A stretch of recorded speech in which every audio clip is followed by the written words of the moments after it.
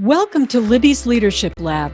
I'm Libby Gill, and I'm here to help you level up your leadership skills so you can create the professional life you really want without sacrificing your personal life. I've been guiding women executives and entrepreneurs for more than 30 years. First, as a C-suite corporate exec, heading communications at 3 major Hollywood studios, and now as a business owner and leadership coach. So let's get started. It's time to invent your future.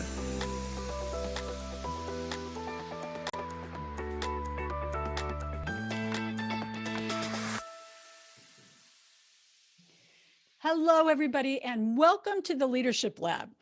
Now, you've probably heard somewhere in your career that you should have a mentor, right?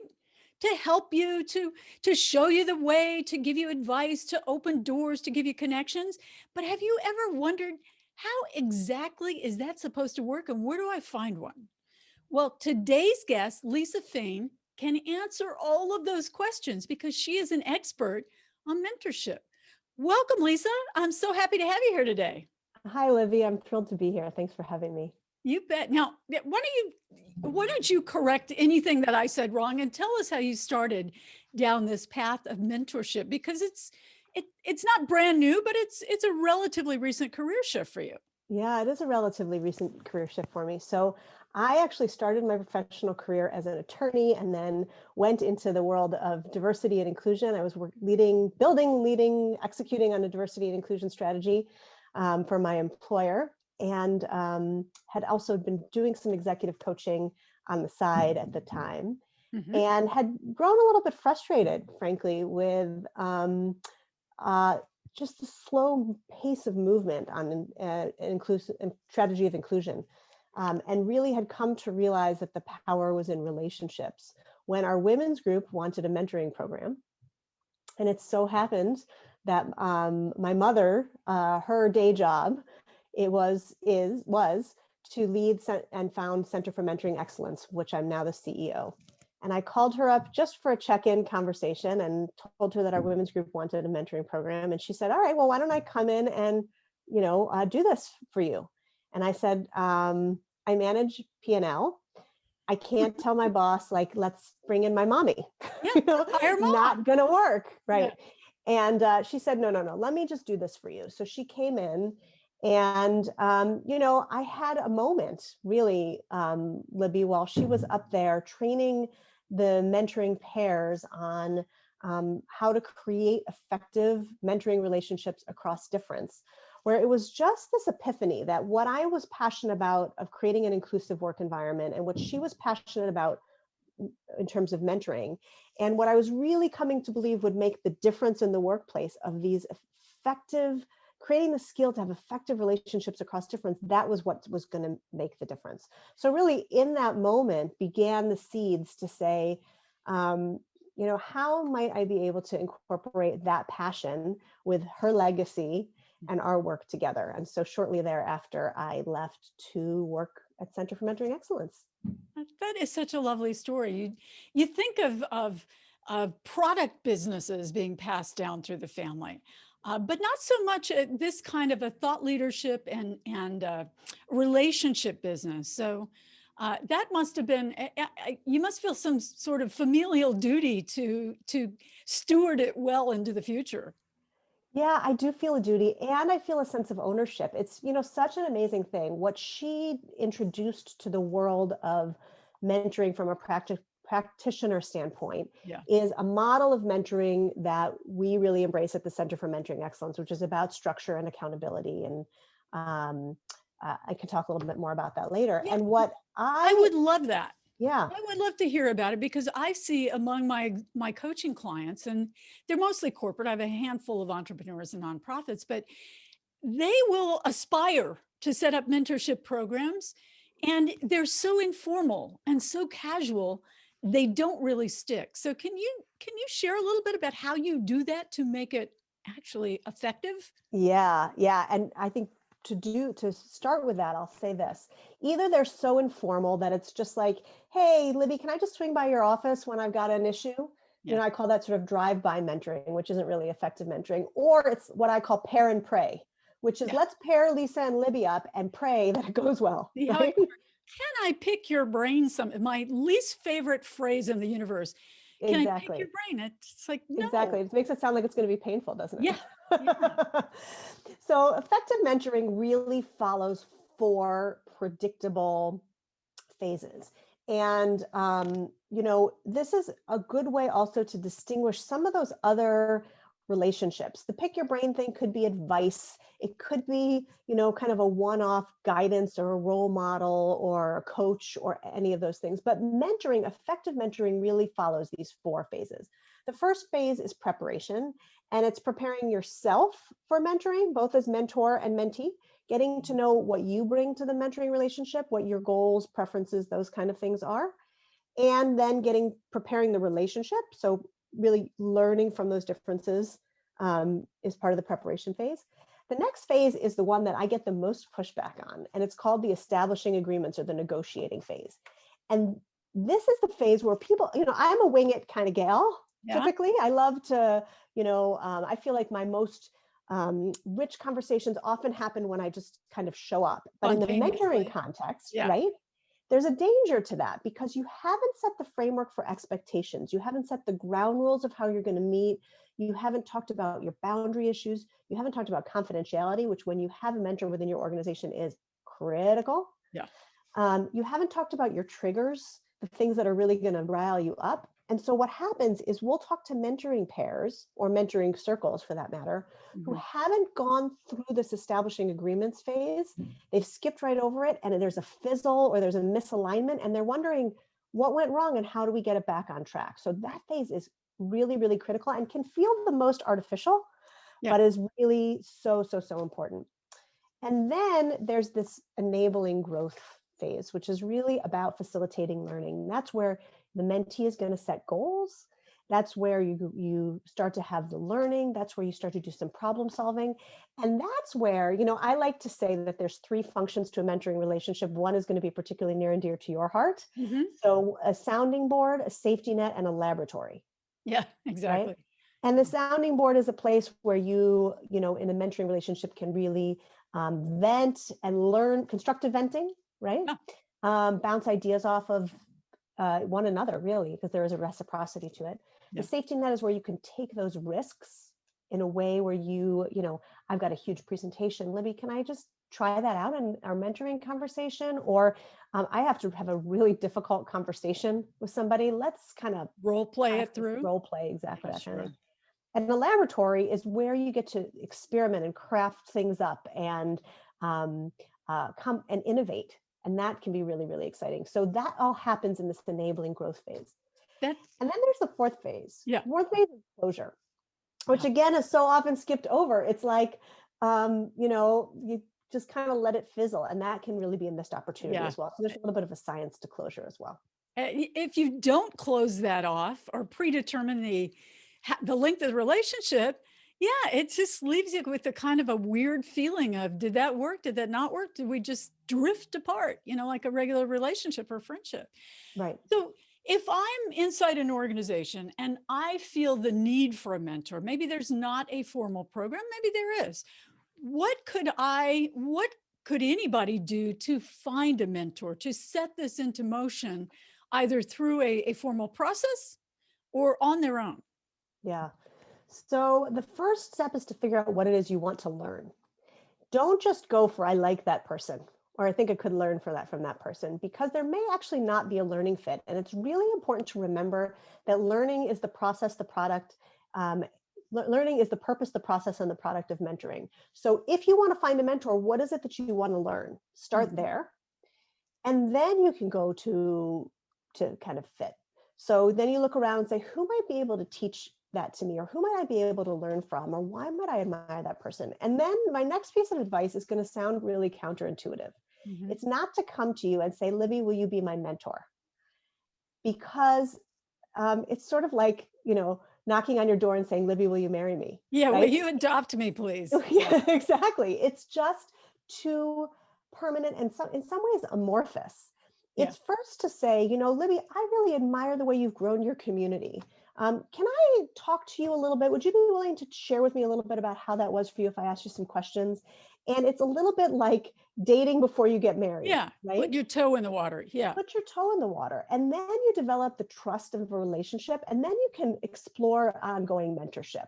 But really, those kind of questions, in contrast to like, let me just pick your brain, is Yeah. here's what you've done, and I'd love to learn from it. And I'm a member of your organization, and you can do that as part of association, and any kind of community as well. Yeah. That can be really, really powerful. And then it's about setting the expectations and going through that cycle that I talked about a few moments Right. ago. And that I would assume includes how often will you meet, in what sort of structure will you meet, how long does this process go, what do you give back, those sorts of things. Yeah, all of those things. And Yeah. and setting up expectations and checking assumptions, right?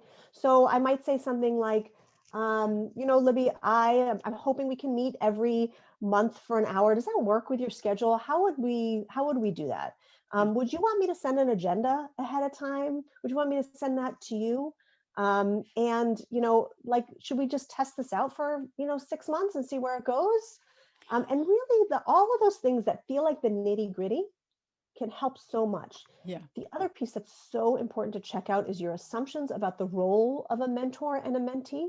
So if we agree to mentor, I would want to know what that means for you and tell you what that means for me, so that we can match up those expectations early on. I would think a lot of people are thinking, I want a mentor to guide me through the organization, or to help me get my next promotion. Is that a common reason that people reach out and look for mentors? Or are there other reasons beyond that?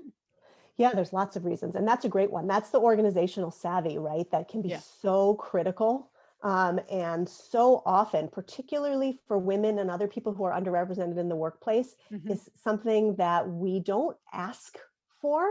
Yeah. And yet is this unspoken rule book of how to get ahead. So organizational savvy is really important, and it can be a great goal. Sometimes it's how to influence. Sometimes it's how to lead my team. Sometimes it's how to build my network. Sometimes it's how to figure out what I want. Yeah. Right. Because very often, particularly for those of us who've been in the working world for a while, we forget that for folks who are more junior, the goal setting process itself can be intimidating. Right. And not even knowing what options might be available to you.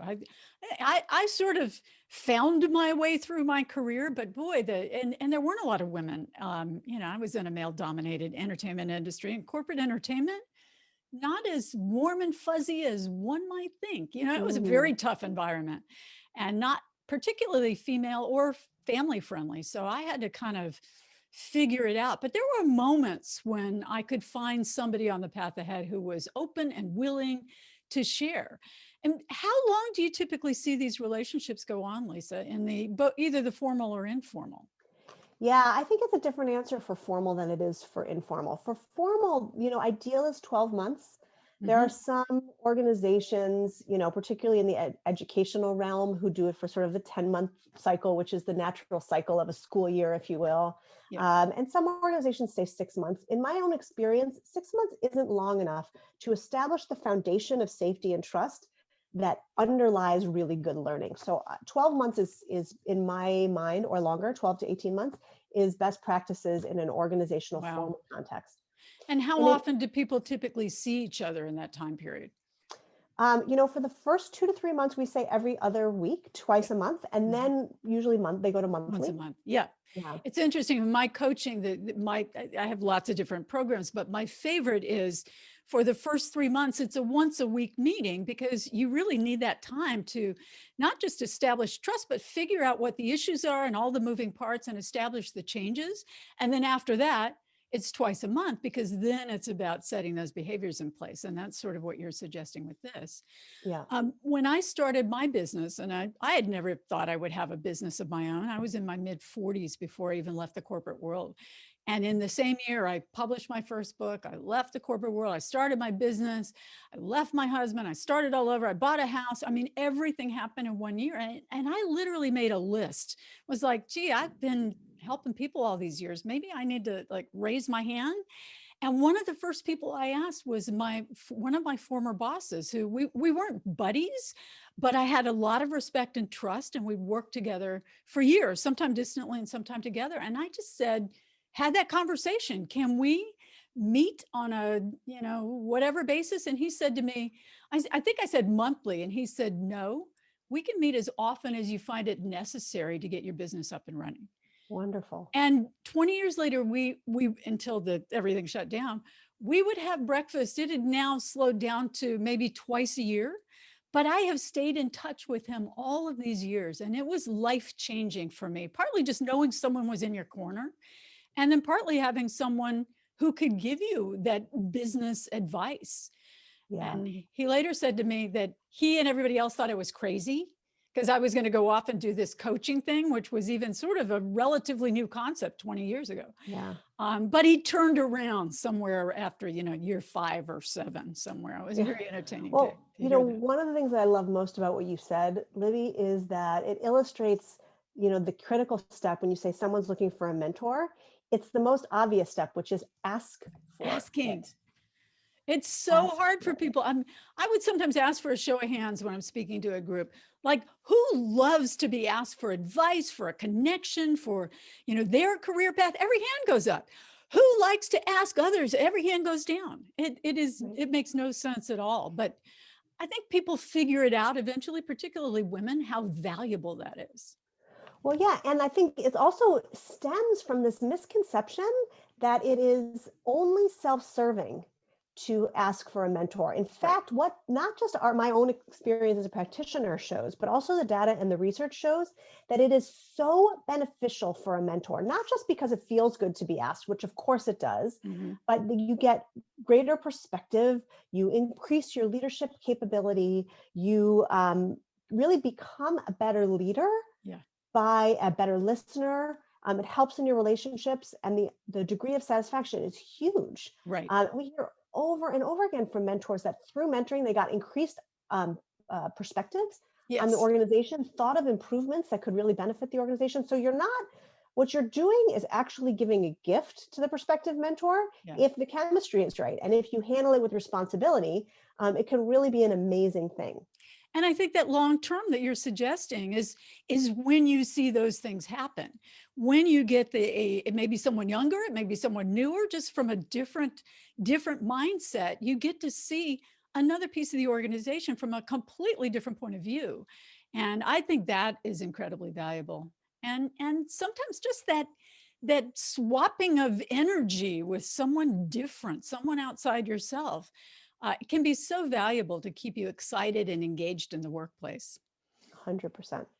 So Lisa, I want to ask you, since you're all about the laboratory and experimenting and building this sort of leadership growth, what experiment would you challenge our listeners with? What action step, what could they do to reinvent or further invent their future? Yeah. Is the first thing is just take that step of what is it that I want to learn?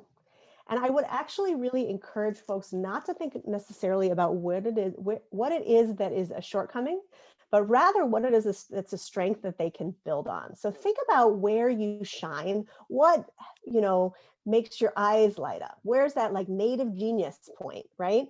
And how can you learn something that will amplify that? And maybe take the time and identify 3 things that will really light you up that you want to learn. And then you can think about who you might want to learn those things from. But the first step is to figure out what those things are. And really, that can be incredibly enlightening to think about, where could I really grow based on where I shine now. And I love that you brought it from your zone of genius, not, oh, there's something wrong with me and I need to fill that gap, but completely the opposite. This is what I love and what I'm great at. How can I get even better, or add something to that, add some layers and levels to that? Yeah. So tell us where we can find more about you and about the center and about mentorship. Where can everybody learn about all the awesome things that you are doing right now? Oh, thanks for asking. So our website is centerformentoring.com, spelled out. There's lots of resources on there. We have a blog, we have a lot of free stuff. So take a look if you're looking for more on mentoring. I also have a book that I co-wrote with my mother, Lois Zachary, called Bridging Differences for Better Mentoring. That's available on Bookshop and Amazon and wherever your bookseller of choice books are sold. is. Right, Yes. exactly. And, we also have a number of courses that can be really helpful for mentors and mentees. You can find out more about that on our website or by connecting with us, and all the social media channels. I know you'll have some links to post on those. We'll have links. So. We'll have all that in the show notes. So thank you so much for being here. I learned a ton about mentorship that I didn't know. And I know everybody else did too. So thank you, Lisa. And thanks, everybody. We'll see you next week. Thanks, Libby.